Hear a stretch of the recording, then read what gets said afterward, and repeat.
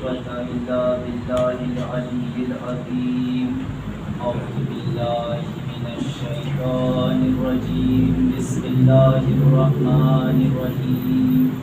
الحمد لله رب العالمين. الصلاة والسلام وتحية والإكرام على النبي الأمي القرشي المكي المدني الهاشمي الرسول المصدق والمحمود الأمجد مولانا ومولى الثقلين وجد الحسن والحسين أبي القاسم محمد. اللهم صل على محمد وآل محمد وآله الطيبين الطاهرين المعصومين المظلومين المنتقبين المنتجبين ولعنة الدائمة إلى قيام يوم الدين. أما بعد فقد قال الله تبارك وتعالى في محكم كتابه المجيد وهو أصدق الصادقين وقوله الحق.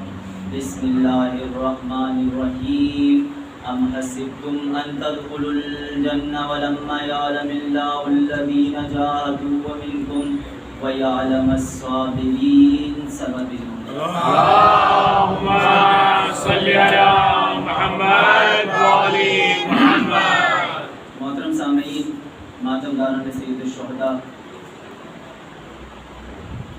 اس آیت کے ذیل میں ہماری گفتگو لگاتار جاری ہے.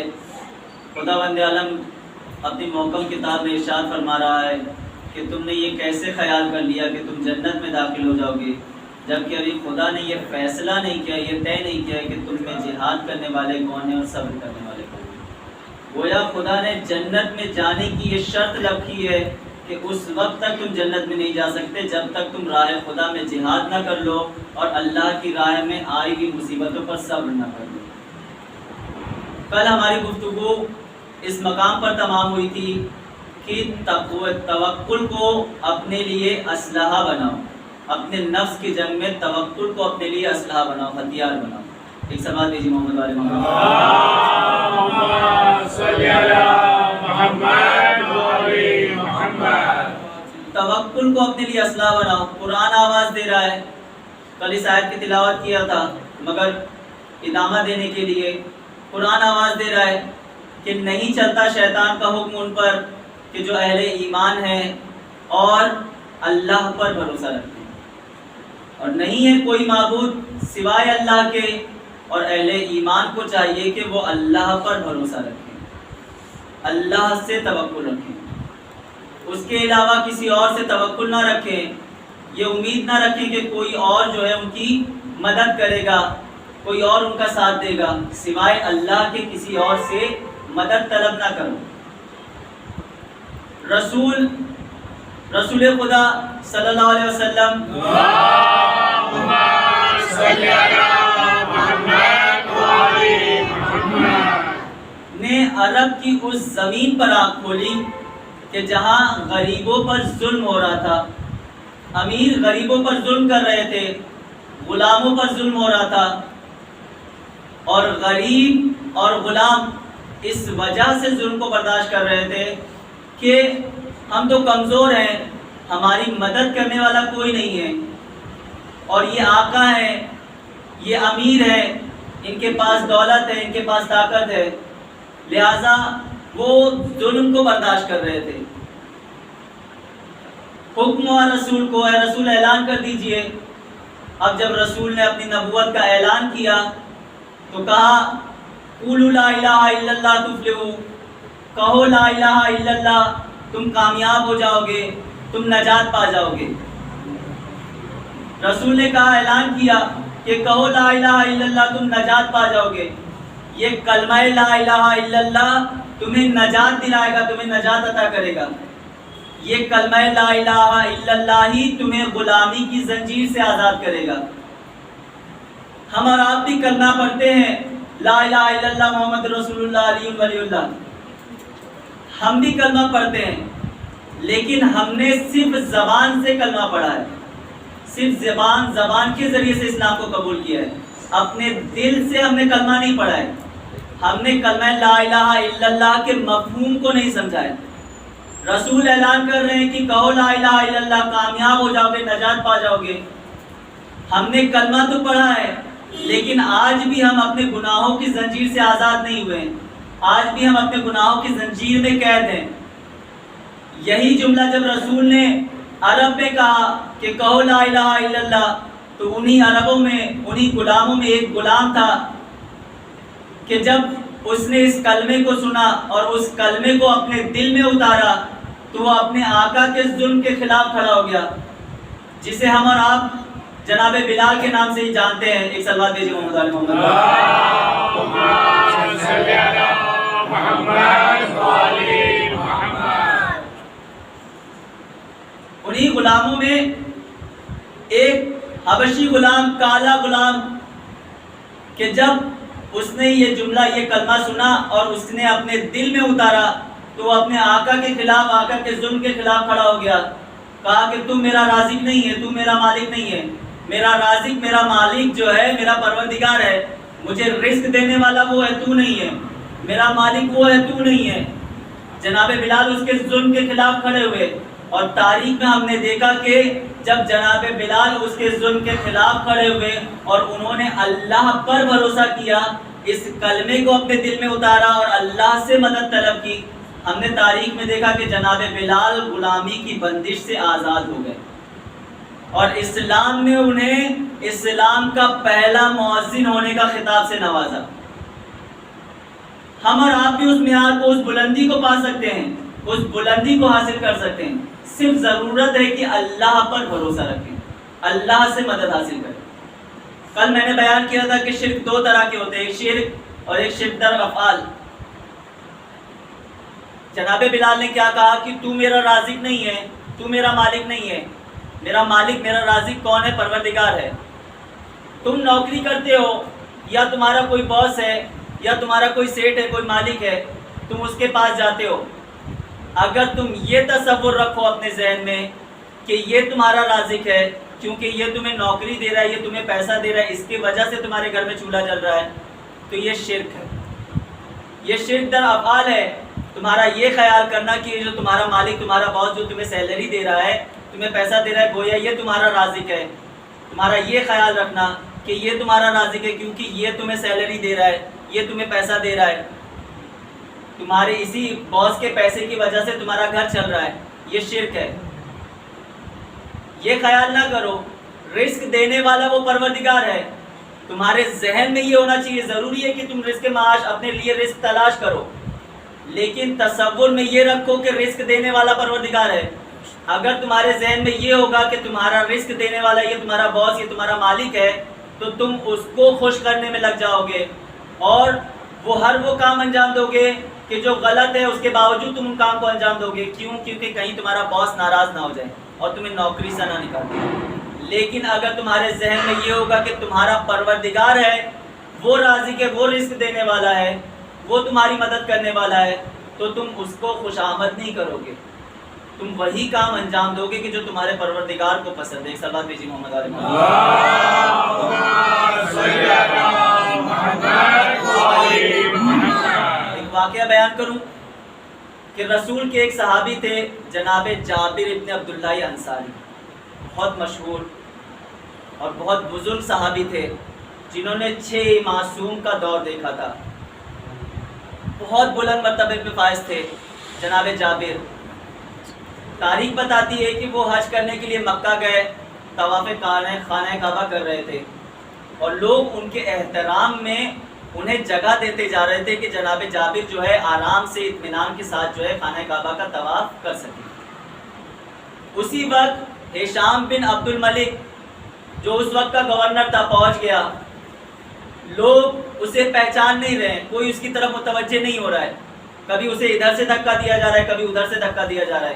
یہاں پر ایک جملہ کہوں کہ جس کو خداوند عالم عزت عطا کرے لوگ اس کا بڑھ بڑھ کے احترام کرتے ہیں، اور جسے خدا ذلیل کرے کائنات کی کوئی طاقت اسے اٹھا نہیں سکتی ہے۔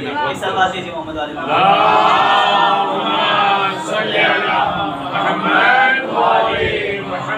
جب ہشام نے یہ منظر دیکھا تو اسے غصہ آ گیا، جلال میں کہنے لگا کہ آخر یہ شخص کون ہے کہ جس کا لوگ اتنا احترام کر رہے ہیں، اسے جگہ دیتے جا رہے ہیں کہ یہ طواف آرام سے کر سکے، اور میں یہاں کا گورنر ہوں، مجھے کوئی پہچان نہیں رہا ہے۔ کسی نے کہا کہ یہ رسول کے صحابی جناب جابر بن عبداللہ انصاری ہیں۔ اب جب جناب جابر کا نام سنا، وہ کسی طرح سے راستہ بناتے ہوئے جناب جابر کے قریب پہنچا، جناب جابر کے قریب آیا، سلام کیا، کہا میرے لائق کوئی کام ہے، میرے لائق کوئی حکم ہو تو مجھے بتائیں۔ جناب جابر نے خانہ کعبہ کی دیوار کو دیکھا اور اس کو دیکھا، اس کو دیکھ کر کہا کہ جب میں پوری کائنات کے بادشاہ کے گھر میں آیا ہوں تو میں تجھ سے کیوں مانگوں؟ جب میں اللہ کے گھر میں آیا ہوں تو میں تجھ سے کیوں مانگوں؟ ایک مرتبہ ہشام خاموش ہو گیا، پھر کہا کہ میں اللہ ہی کے خاطر آپ سے کہہ رہا ہوں، اللہ کو ہی راضی کرنے کے لیے آپ سے کہہ رہا ہوں کہ کوئی حکم ہو تاکہ مجھے بتائیں، میں اسے کر سکوں کہ میں اللہ کو راضی کر سکوں۔ آپ نبی کے صحابی ہیں، آپ مجھے کوئی حکم دیں کہ میں اس کام کو انجام دوں۔ اب جناب جابر نے، جب اس نے اتنا اصرار کیا، جناب جابر نے کہا، تاریخ نے اتنا خوبصورت جواب لکھا ہے کہ جناب جابر نے کہا کیا تو مجھے کچھ آخرت کے لیے دے سکتا ہے؟ کیا تو مجھے کچھ آخرت میں دے سکتا ہے؟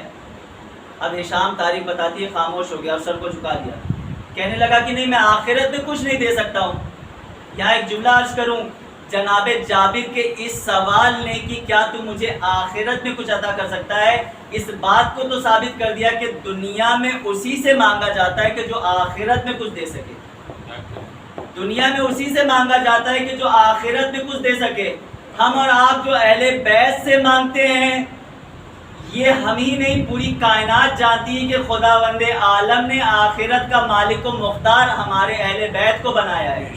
گویا خود یہ حکم ہوتا ہے کہ اللہ سے مانگو، ان کے وسیلے کے ذریعے سے اللہ تمہیں عطا کرے گا۔ ایک صلوات دیجیے محمد والے اللہم صلی علی محمد آل محمد وجل۔ اللہ سے ان کے وسیلے سے مانگو، اللہ تمہاری ہر پریشانی کو حل کرے گا۔ اللہ پر بھروسہ رکھو، شرط ہے کہ تم اللہ سے توکل کرو۔ اگر تم اللہ پر بھروسہ نہیں رکھو گے تو تمہارا نفس جو ہے طاقتور ہو جائے اور تمہاری روح شکست پائے۔ میں یہ جملہ ہر بار اس لیے دہراتا ہوں کہ ہمارا عنوان ہی اسی پر ہے، ہمارے نفس اور روح کی جنگ، اور ہمارے لیے بیان ہوا ہے کہ جب تم تقویٰ توکل کو اپنے لیے اسلحہ بناؤ، اپنے نفس کی جنگ۔ قرآن آواز دے رہا ہے کہ ہم نے یوسف کو نبی بننے سے پہلے ایک سخت امتحان میں ڈالا، ایک سخت امتحان میں ڈالا۔ یوسف کو نبی بننے سے پہلے زلیخا نے انہیں کمرے میں بند کر دیا تاکہ گناہ کو انجام دے سکے، گناہ کر سکے جناب یوسف کے ساتھ۔ پھر قرآن آواز دیتا ہے کہ اگر تم نے اللہ کے تقوی پروردگار اختیار کیا اور اللہ پر بھروسہ رکھا تو اللہ تمہاری مشکلات اور پریشانی سے تمہیں اس دروازے سے نکالے گا کہ جہاں تمہارا تصور بھی نہ پہنچے گا۔ اس طرح سے تمہیں اس مشکل سے نکالے گا کہ تم اپنے گمان میں، اپنے خیال میں سوچ بھی نہیں سکتے ہو کہ اللہ تمہیں اس مشکل سے بھی نکال سکتا ہے۔ تاریخ بتاتی ہے کہ جب زلیخا نے یہ ارادہ کیا اور جناب یوسف کو دروازوں میں بند کر لیا، جناب یوسف نے دروازے کی جانب دیکھا اور بارگاہ پروردگار میں دعا کے لیے ہاتھ بلند کیے کہ پالنے والے میری مدد فرما۔ اللہ پر بھروسہ کیا۔ قرآن آواز دیتا ہے کہ جب اللہ پر بھروسہ کیا، جناب یوسف دروازے کی طرف دوڑے اور ہم نے یوسف کے لیے دروازے کو کھول دیا اور یوسف کامیاب ہوئے، یوسف نجات پا گئے، گناہوں سے بچ گئے۔ اللہ پر بھروسہ کیا انہوں نے، اللہ نے ان کے لیے مشکلات کو آسان کیا اور دروازے کو کھول دیا۔ علماء بیان کرتے ہیں کہ توکل اس جگہ پر ہونا چاہیے کہ بند کمرے میں ہو اور گناہ کا خطرہ ہو، اس وقت تمہارے دل میں توکل پروردگار اللہ پر بھروسہ ہونا چاہیے کہ ایک ذات ہے جو تمہیں گناہ سے محفوظ رکھ سکتی، وہ تمہیں دیکھ رہی ہے، خبردار گناہ نہ کرنا۔ توکل اس جگہ پر ہونا چاہیے۔ کہیں ایسا نہ ہو کہ تم بہت مشکلات میں پھنسے ہوئے ہو، تمہیں نوکری نہیں مل رہی ہے، نوکری کی تلاش کر رہے، نوکری نہیں مل رہی ہے، صرف ایک جگہ نوکری ہے کہ جہاں کام کرنا حرام ہے، اب اگر تم اللہ پر بھروسہ رکھو گے تو تمہیں یقین رہے گا کہ اللہ تمہیں کوئی نہ کوئی رزق فراہم ضرور کرے گا، عطا ضرور کرے گا، تو تم اس نوکری کو نہیں کرو گے، انکار کر دو گے۔ تمہارے ذہن میں اگر خیال آیا کہ اگر میں یہ نوکری انجام نہیں دوں گا تو میرے گھر میں میرے بچے جو ہیں وہ بھوکے رہ جائیں گے، اور تم اس نوکری کو کر لو گے، تو خبردار یہ عمل انجام نہ دینا۔ لیکن اگر تمہارے دل میں بھروسہ ہوگا کہ تمہارا رب تمہاری مدد کے لیے موجود ہے، وہ تمہاری مدد کرے گا، اس پر بھروسہ ہوگا، تو وہ نوکری ہونے کے باوجود تم اس کو انکار کر دو گے کہ نہیں، مجھے یہ کام انجام نہیں دینا، میرا رب ہے وہ مجھے مشکل سے نکالے گا اور وہ مجھے رزق عطا کرے گا، وہ مجھے عطا کرنے والا ہے اور وہ مجھے ضرور عطا کرے گا۔ ایک صلوات دیجیے محمد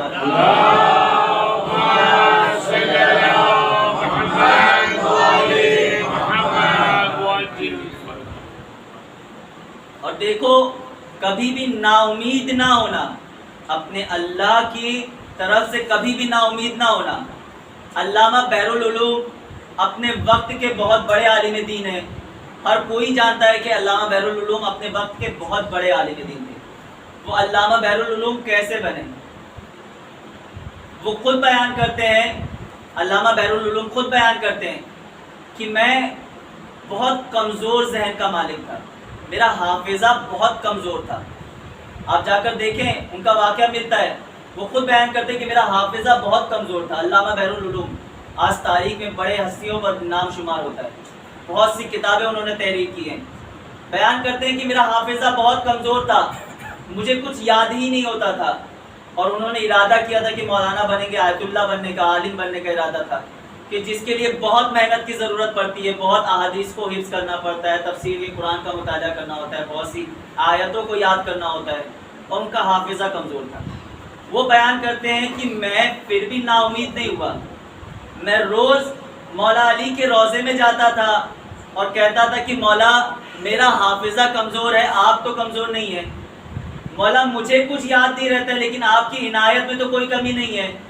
میں نا امید نہیں ہوا، میں روز مولا کے در پہ جاتا تھا، میں کبھی کربلا جاتا تھا، میں نے اہل بیت کے در پر ہر وقت جا کر دق الباب کیا اور دعا کی پروردگار سے کہ پالنے والے ان کے وسیلے سے میرے حافظے کو قوی بنا دے، میرے حافظے کو قوت عطا کر۔ اور ہم نے دیکھا، تاریخ نے دیکھا کہ آج علامہ بحر العلوم کا کتنا نام ہے، آج انہوں نے خود، وہ کتنے کتابوں کے مالک ہیں، انہوں نے خود کتنی کتابیں لکھی ہیں۔ وہ خود بیان کرتے ہیں کہ دیکھو کبھی نا امید نہیں ہونا، اگر تم نا امید ہوگے تو گویا یہ نا امیدی تمہارے لیے کفر ہے۔ ایک صلوات دیجیے محمد علیہ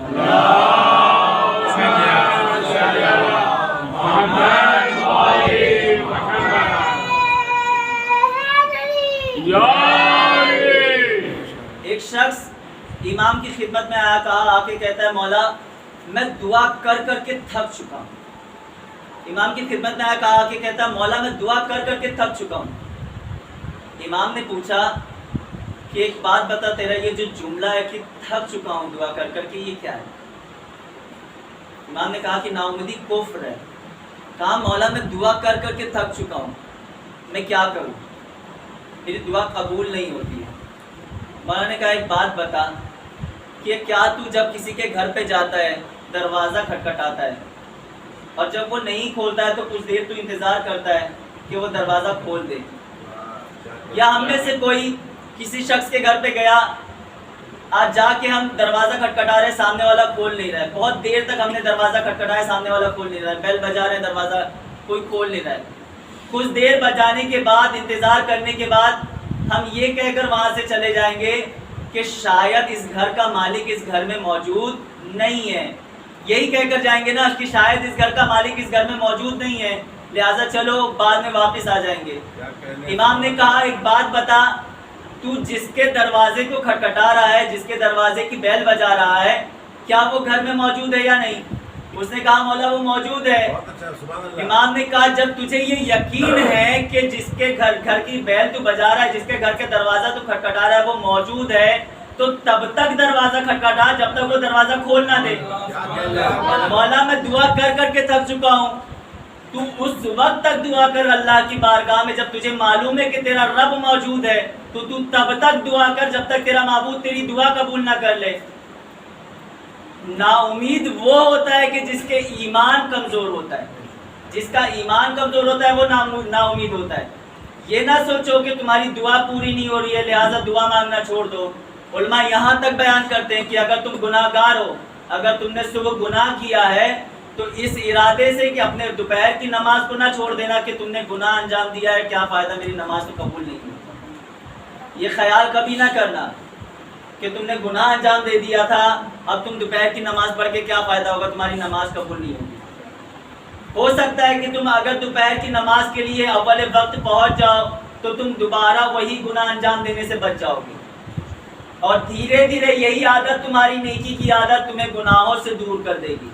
لیکن اگر تم یہ ارادہ بنا لو گے کہ تم نے گناہ انجام دیا, تمہاری عبادت کا کیا فائدہ, تمہاری نیکی کا کیا فائدہ, یہ تو قبول ہی نہیں ہوگی, تو تم گناہوں کے دلدل میں ڈوبتے چلے جاؤ گے اور تمہارا نفس کامیاب ہو جائے گا. ایک صلوات بھیجیے محمد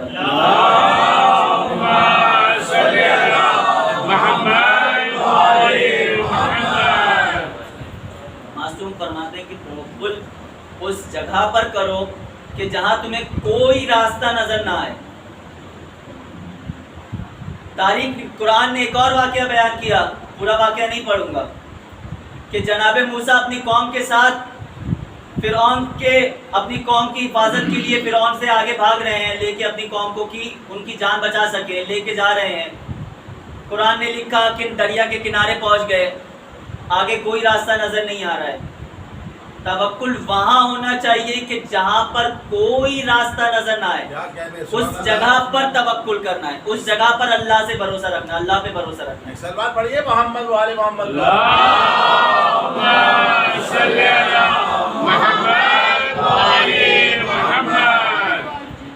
جناب موسیٰ اپنی قوم کے ساتھ بڑھ رہے ہیں, دریا کے کنارے پہنچے, کوئی راستہ نہیں نظر آ رہا, پیچھے فرعون کا لشکر چلا آ رہا ہے. اگر پیچھے جاتے ہیں تو سب مارے جائیں گے, آگے کوئی راستہ نہیں ہے. قرآن آواز دیتا ہے کہ انہوں نے اللہ پر بھروسہ کیا, اللہ سے مدد مانگی, ہم نے دریا کو چیر کر راستہ بنا دیا, اور موسیٰ اور ان کی قوم اس دریا کے راستے سے نکل کر بچ کے چلی گئی, اور ہم نے دیکھا کہ کس طرح سے فرعون اسی دریا میں ڈوب کر غرق ہو گیا. اگر تم اللہ پر بھروسہ رکھو گے تو اللہ تمہیں کامیاب کرے گا. اس جگہ پر اللہ پہ بھروسہ رکھو کہ جب تمہیں کوئی راستہ نظر نہیں آتا. ایک صلوات دیجیے محمد والے محمد.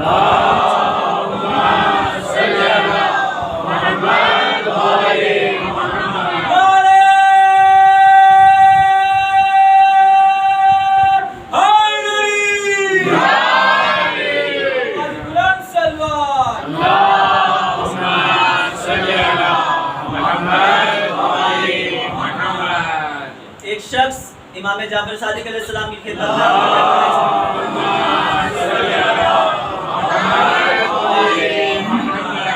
کہتے ہیں, مولا کچھ مادہ پرست افراد ہیں, وہ کہتے ہیں کہ تم اللہ پر بھروسہ کرتے ہو, اللہ کو مانتے ہو کہ اللہ موجود ہے, مولا کوئی ایسی دلیل دیں کہ جس کے ذریعے میں انہیں ثابت کر سکوں. امام نے فرمایا, اے شخص ایک بات بتا, کیا تیرے ساتھ کبھی ایسا اتفاق ہوا ہے کہ تو کشتی پر سوار ہو اور دریا کے بیچوں بیچ پہنچا ہو اور اسی وقت طوفان آ جائے اور ان قریب ہے کہ تیری کشتی ڈوب جائے گی اور تو ہلاک ہو جائے گا؟ کہا ہاں مولا میرے ساتھ ایسا اتفاق ہوا ہے. کہا اس طوفان میں, اس مایوسی میں کیا تیرے دل سے کوئی آواز پیدا ہوئی, کیا تیرے دل سے کوئی آواز نکلی؟ کہا ہاں مولا. کہا کہ اس طوفان میں جب تو پھنسا ہوا ہے کہ عنقریب تیری کشتی ڈوب جائے اور تو ہلاک ہو جائے گا, کیا تجھے کوئی چراغ روشن نظر آیا تیرے دل میں کہ جو ابھی بھی کوئی ذات ہے کہ جو تجھے بچا سکتی ہے, تیری حفاظت کر سکتی ہے؟ کہا ہاں مولا, ایسا احساس ہوا دل میں کہ کوئی طاقت ہے جو اب بھی مجھے بچا سکتی ہے.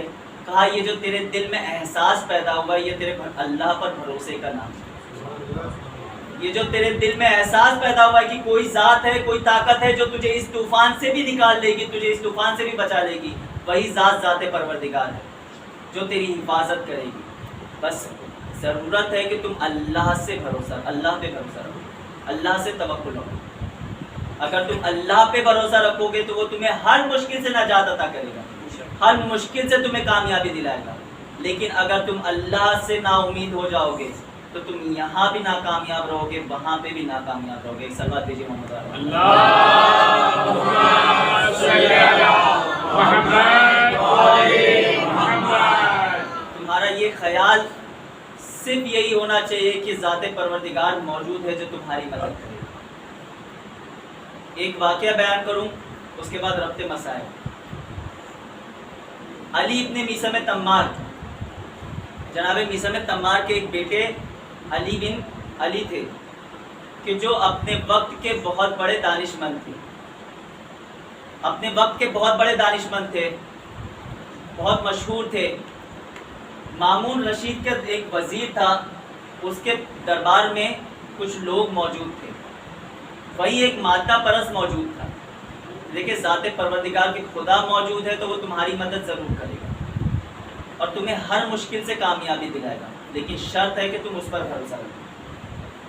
وہی ایک مادہ پرست موجود تھا جو کھلا کھلا خدا کی برائی کر رہا تھا، خدا کے نہ ہونے کا دعویٰ کر رہا تھا، اور وہی لوگ موجود تھے جو اس کی باتوں کو سن رہے تھے. ایک صلوات دیجیے محمد والے محمد والے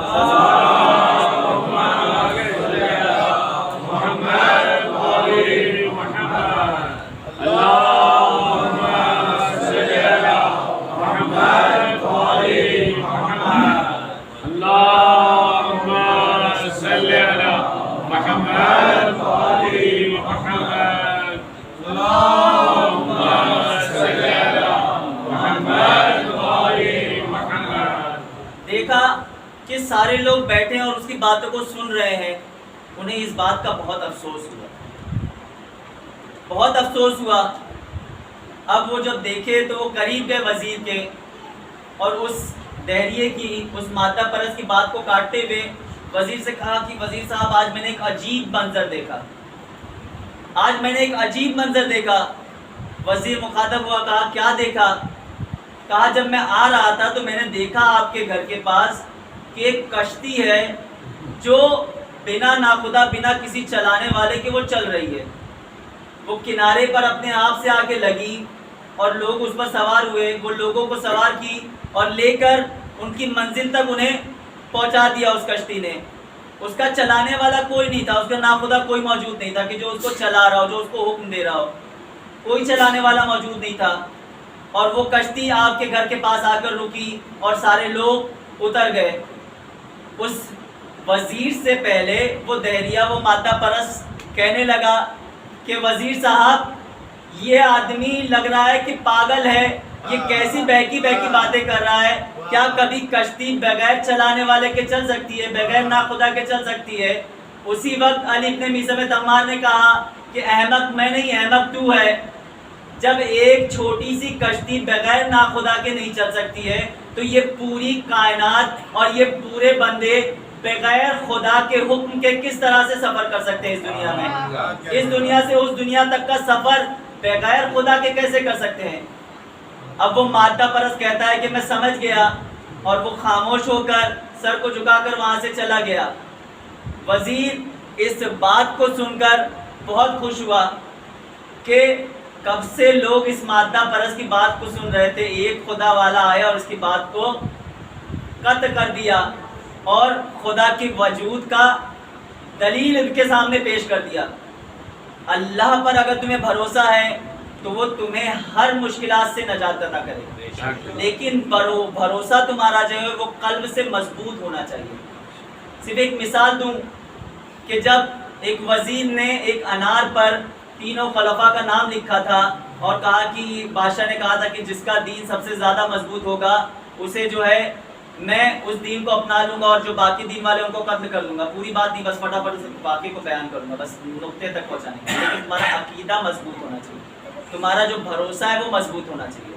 اگر تمہارا بھروسہ مضبوط نہیں ہے تو تم کامیابی تک نہیں پہنچ سکو گے. تمہیں کامیابی ملے گی لیکن دیر سے ملے گی. ایک سوال بھیجیے محمد علیہ محمد.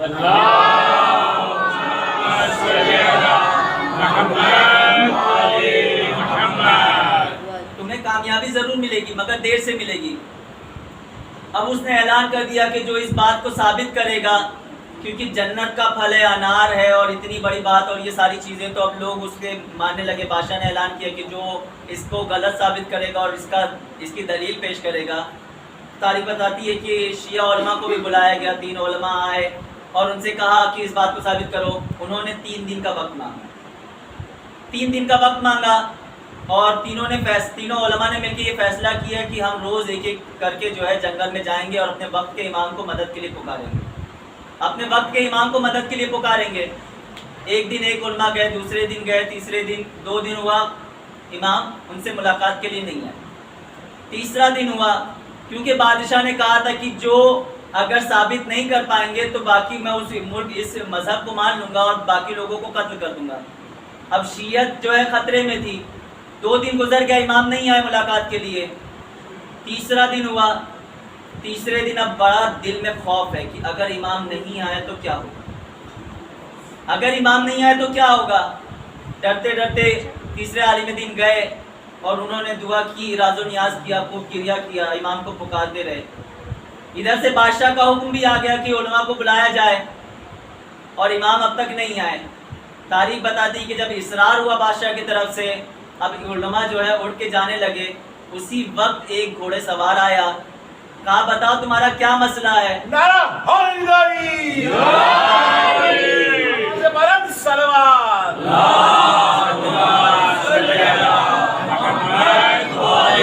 کہا بتاؤ تمہارا کیا مسئلہ ہے؟ کہا کہ ایک وہ وزیر نے جو ہے بادشاہ کی خدمت میں ایک انار پیش کیا ہے کہ جس پہ ان کے نام لکھے ہوئے ہیں، اور بادشاہ چاہتے ہیں کہ ہم اس بات کو ثابت کریں کہ یہ غلط ہے یا صحیح ہے، ورنہ وہ جو بادشاہ نے کہا ہے کہ سب کو جو ہے قتل کر دے گا میں اور اس مذہب کو مان لے گا۔ تب آئے ہوئے شخص نے کہا کہ ایک کام کرو، بادشاہ کے پاس جاؤ اور کہو کہ وزیر کے گھر میں ایک صندوق ہے، تہہ خانے میں ایک صندوق ہے، اس صندوق میں ایک ڈبہ ہے، اس میں ایک سانچہ ہے کہ جب انار چھوٹا تھا تو وہ سانچوں پہ جو نام لکھے ہوئے تھے تینوں کے، اور اس وزیر نے جو ہے اس چھوٹے سے انار پر جو ہے اس سانچے کو لگا دیا۔ اب جیسے جیسے وہ انار بڑا ہوتے گیا، ان کے نام جو ہے اس انار پر جو ہے اپنے آپ چھپ گئے۔ اب جب یہ بات ہو گئی تو ان لوگوں نے سوال کیا کہ مولا ہم 3 دن سے آپ کو پکار رہے تھے، آپ 3 دن میں اب تک کیوں نہیں آئے، آخر وقت میں کیوں آئے؟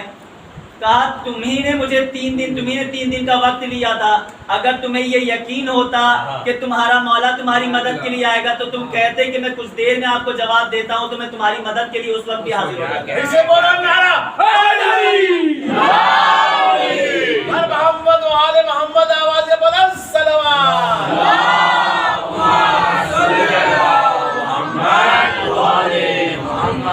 اگر تمہارا عقیدہ مضبوط ہوتا، تمہارے عقیدے میں طاقت ہوتی تو میں اسی وقت تمہاری مدد کے لیے آتا اور اسی وقت میں تمہاری خدمت میں حاضر ہوتا، تمہاری مدد کرتا، کیونکہ تمہارا وقت کا امام تم سے ایک لمحے کے لیے بھی غافل نہیں ہے۔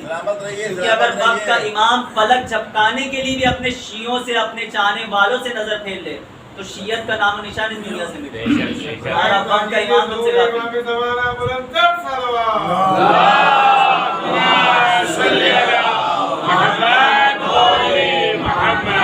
اپنے عقیدے کو مضبوط کرو اور اللہ پر بھروسہ رکھو۔ بس بات یہیں پر تمام کروں کہ اگر تم اپنے نفس، اپنے عقیدے پر اور اپنے اللہ پر بھروسہ رکھو گے تو خداوند عالم تمہاری روح کو طاقت عطا فرمائے گا اور تمہارا نفس شکست پائے گا اور تم کامیاب ہو جاؤ گے۔ آج محرم کی 7ویں تاریخ گزر گئی، آج خیام حسینی میں پانی بند کر دیا گیا، آج حسین کے خیموں سے الاتش الاتش کی صدائیں بلند ہو رہی ہیں، کہیں سے آواز آتی ہے بابا پیاس مارے ڈال رہی ہے، کہیں سے آواز آتی ہے ماموں پیاس مارے ڈال رہی ہے۔ آج خیام حسینی میں پانی بند کر دیا گیا۔ اجرکم من اللہ، خدا آپ کو کوئی غم نہ دے سوائے غم مظلوم کربلا کے۔ تاریخ بتاتی ہے کہ جب صبح عاشور نمودار ہوئی، آج ایک کڑیل جوان کے مصائب بیان کرنا ہے، ابھی کچھ دیر بعد تابوت برآمد ہوگا، آج حسین کو ان کے جوان کا پرزہ پیش کرنا ہے۔ تاریخ بتاتی کہ جب صبح عاشور نمودار ہوئی، امام حسین نے علی اکبر کو بلایا، کہا بیٹا میرا دل چاہتا ہے کہ میں تمہاری اذان سنوں۔ مقتل لکھتا ہے کہ علی اکبر گلدستہ اذان پر گئے، اب اذان دینا شروع کیا، اللہ اکبر، خیمے میں کوہرام مچ گیا، بہنیں گریہ کرنے لگی۔ مقتل میں ملتا ہے کہ مدینے میں ایک بہن تھی جو اپنی نانی سے کہتی ہے، نانی جان آج دل بہت بے چین ہو رہا، اشرکو من اللہ، خدا آپ کو کوئی کرنا سے سوائے گا میں مظلوم کربلا کی۔ عزادارو دل کھول کے مولا کو پرسا دیجئے گا، ابھی کچھ دیر میں تابوت برآمد ہوگا۔ اشرکو من اللہ، علی اکبر امام کی خدمت میں آ کر کہتے ہیں، مولا مجھے میدان میں جانے کی اجازت دے دیجئے۔ امام نے کہا ہے بیٹا میری اجازت ہے، مگر پہلے پھوپھی اور ماں سے اجازت لے لو۔ جناب علی اکبر جناب زینب کے خیمے میں آئے، کہا پھوپھی اماں مجھے میدان میں جانے کی اجازت دے دیجئے۔ پھوپھی اماں مجھے میدان میں جانے کی اجازت دے دیجئے۔ جناب زینب کہتی ہے میرے لال میں نے اجازت دے دی، جاؤ ماں سے اجازت لے لو۔ جناب لیلا کے خیمے میں آئے، کہا اماں مجھے میدان میں جانے کی اجازت دے دیجئے۔ جناب زینب نے کہا ہے علی اکبر ہم ایک حلقہ بنا لیتے ہیں، تم اس حلقے سے گزر کر چلے جانا۔ مقتل لکھتا ہے کہ میں نے دیکھا ایک خیمے کا پردہ بار بار اٹھتا ہے اور گر جاتا ہے، بار بار اٹھتا ہے اور گر جاتا ہے۔ میں نے سوال کیا آخر کیا بات ہے؟ امام حسین کہتے ہیں جب بھی علی اکبر خیمے سے نکلنا چاہتے ہیں کبھی بہن لپٹ جاتی ہے، اے بھیا نہ جائیے، کبھی پھوپھی لپٹ جاتی ہے، اے بیٹا نہ جاؤ، کبھی لیلا لپٹ جاتی ہے، اے علی اکبر نہ جاؤ۔ مقتل لکھتا ہے کہ اب جو علی اکبر خیمے سے نکلے ایسا لگا کہ جیسے گھر سے بڑے گھر سے جنازہ نکل۔ اشرکو من اللہ، خدا کا کوئی رکھنا دے سوائے گا میں مظلوم کربلا کے۔ میں آج علی اکبر کے مسائل تفصیل سے بیان کروں گا۔ مقتل لکھتا ہے کہ عرب میں دستور تھا کہ جب بچہ 7 برس کا ہو جائے تو اسے امامہ باندھا جاتا ہے۔ امام حسین علی اکبر سے کہتے ہیں میرے لال میری بہت آس تھی کہ میں تمہیں امامہ باندھوں۔ جب تم 7 برس کے ہوئے کبھی تمہاری پھوپھیاں کہتی کہ میں علی اکبر کو امامہ باندھوں گی، کبھی تمہاری ماں کہتی تھی کہ میں علی اکبر کو امامہ باندھوں گی، کبھی تمہاری بہن کہتی کہ میں علی اکبر کو امامہ باندھوں گی۔ ایک مرتبہ علی اکبر نے کہا اے بابا آج آپ امامہ باندھ دیجئے۔ علی اکبر گھٹنوں کے بل کربلا کی زمین پر بیٹھے، علی اکبر کے سر پہ حسین نے ہاتھ رکھا، امامہ باندھنا شروع کیا۔ انا للہ و انا الیہ راجعون۔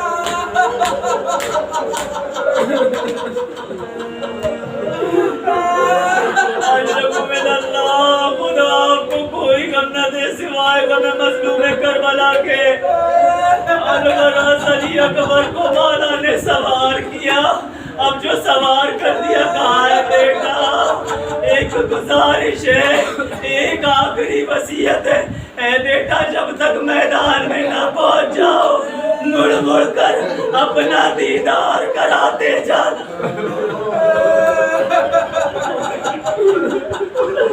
اشرکو من اللہ، خدا آپ کو کوئی غم نہ دے سوائے غم مظلوم کربلا کے۔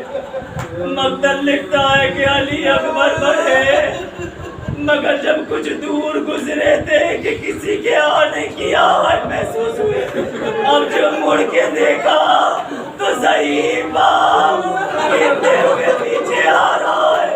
علی اکبر گھوڑے سے اترے، اے بابا آپ نے تو رخصت کر دیا تھا، آخر پیچھے کیوں آ رہے؟ حسین نے کہا اے میرے لال، کاش تو بھی صاحب اولاد ہوتا اپنے بابا کے۔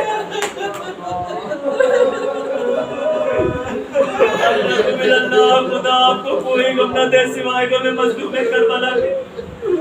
الغرض علی اکبر میدان میں پہنچے، حسین در خیمہ پہ کھڑے جنگ دیکھ رہے ہیں۔ وہی ایک بی بی در خیمہ سے حسین کے چہرے پر دیکھ رہی ہے۔ مقتل لکھتا ہے میں نے سوال کیا ہے بی بی آپ کیا ہوا، حسین کو کیوں دیکھ رہی ہے؟ کہا مجھے حسین کے چہرے سے معلوم ہو جائے گا کہ میرا لال خیریت سے ہے یا معلوم ہو جائے گا کہ میرا لال خیریت سے ہے یا نہیں۔ مقتل لکھتا ہے علی اکبر میدان میں آئے، جنگ لڑنا شروع کی۔ ایک بہت بہادر مقابلے میں آیا، حسین کے چہرے کا رنگ بدلنا شروع۔ ام لیلا اے میرے والیو وارث، میرے لال کی لبے۔ حسین کہتے ہیں اے بی بی میں نے اپنے نانا سے سنا تھا کہ بیٹے کے حق میں ماں کی دعا جلد پوری ہوتی ہے۔ اے لیلا اپنے لال کی خیریت کے لیے دعا۔ جناب لیلا خیمے میں آئی، آ کر بیٹھی، ہاتھوں کو بلند کیا، اے یعقوب کو یوسف سے ملانے والے، اے یعقوب کو یوسف سے ملانے والے، میرے اکبر کو مجھ سے مقتل لکھتا ہے کہ ابھی دعا ختم نہ ہوئی تھی، علی اکبر واپس آئے۔ اے بابا پیاس مارے ڈال رہی ہے، اگر ذرا سا پانی مل جائے تو ان اشقیا کو بتا دوں گا کہ میں علی کا پوتا ہوں، حسین کا بیٹا ہوں۔ پانی تو موجود نہ تھا، حسین نے اپنی زبان اپنے بیٹے کے منہ میں رکھ دی۔ اب جیسے ہی زبان رکھی علی اکبر نے اپنا منہ کھینچ لیا۔ اے بابا آپ کی زبان میں تو کانٹے اشرک من الزہرا، خدا آپ کو کوئی غم نہ دے سوائے غم مظلوم کے۔ الغرض علی اکبر دوبارہ میدان میں آئے، جنگ لڑتے جا رہے۔ مقتل لکھتا ہے اسی اثنا میں ایک شکی نے علی اکبر کے سینے میں نیزہ مارا۔ علی اکبر نے آواز بلند کی، اب تک جو بھی گئے تھے کسی نے آواز دیا ماموں مدد کے لیے آئیے، چچا مدد کے لیے آئیے۔ علی اکبر نے کہا بابا میرا آخری سلام۔ مقتل لکھتا ہے اب جو بیٹے کی آواز سنی، حسین نے آواز بلند کی، آئے میری آنکھوں کا نور چلا گیا۔ اب تیزی سے مقتل کی طرف بڑھے، تیزی سے نہیں بڑھے۔ علماء لکھتے ہیں علی اکبر کے لاشے پر حسین ایسے آئے جیسے ایک 6 ماہ کا بچہ گھٹنیوں چلتا ہو۔ اشرف من الزہرا، خدا کو کوئی غم نہ دے سوائے غم مظلوم کربلا۔ خدا ان آوازوں پر رحمت فرمائے۔ خدا علی اکبر کے صدقے آپ کے جوانوں کو سلامت رکھے۔ الغرض لاشیں علی اکبر پر حسین پہنچی، آگے دیکھا کہ ایک ہاتھ بیٹے نے سینے پر رکھا ہے، کہا بیٹا کیا بات ہے؟ علی اکبر نے کہا بابا ایک شکی نے نیزہ مارا تھا، نیزے کی ہڈی سینے میں ٹوٹ گئی ہے۔ خدا کسی باپ کو وہ منظر نہ دکھائے جو حسین نے دیکھا۔ کہا ہے میرے لال صبر کر سکو گے میں برچی کے پھل کو نکال لوں؟ کہا بابا بہت اذیت ہو رہی ہے، اب گھٹنیوں پر حسین زمین کربلا پر رہے، آستی الٹی لجب کا روک دیا۔ کہا ہے بابا خیبر کا اکھاڑنا آسان تھا، بیٹے کے سینے سے بچی کا پھل نکال